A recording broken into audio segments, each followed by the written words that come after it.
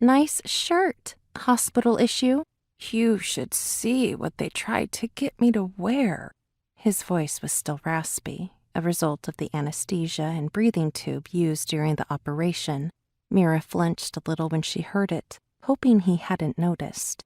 She looked over at the metal walker in the corner of the room. Well, you never liked using that thing, but I bet you can't wait to jump back on it now. Jump? He laughed at the thought. The last time I jumped was probably 1963. I would have loved to have seen that. You catching air. Mira wondered to herself if he knew what catching air meant. Catching what? He had no idea. Don't worry, Dad. You're not really old until they put those tennis balls on the bottom of your walker, she teased. Right, like those guys in the old age homes, he agreed, playing along. Leave it to you two to find the humor in a very unfunny situation. The voice came from the opposite corner of the room. Mira's mother had been standing there silently observing. She had almost no color in her cheeks, and her brown hair was limp and dry. That she was upright was perhaps the only indication that she wasn't the patient in recovery.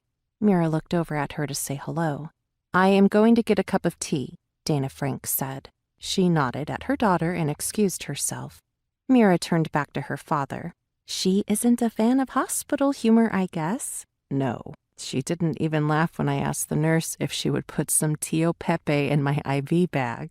Well, we're probably not as funny as we think we are, Mira acknowledged, moving closer to the bed. But it went well, she said, getting more serious herself. Yes, the doctor was happy, he answered. She raised an eyebrow. And you?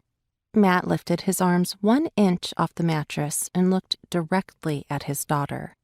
I am happy not to be paralyzed, yes, he said. But this isn't what I was expecting from a successful outcome. Mira's mother had texted her the details supplied by the doctor while Matt was still in recovery. The surgery was successful, but it left a certain percentage of its patients with temporarily decreased mobility in their arms.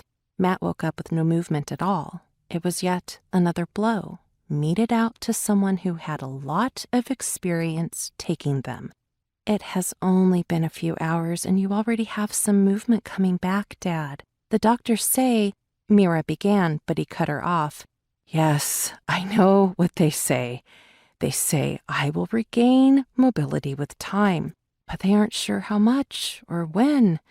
They told me to be patient, but as you know, patience isn't exactly my calling card.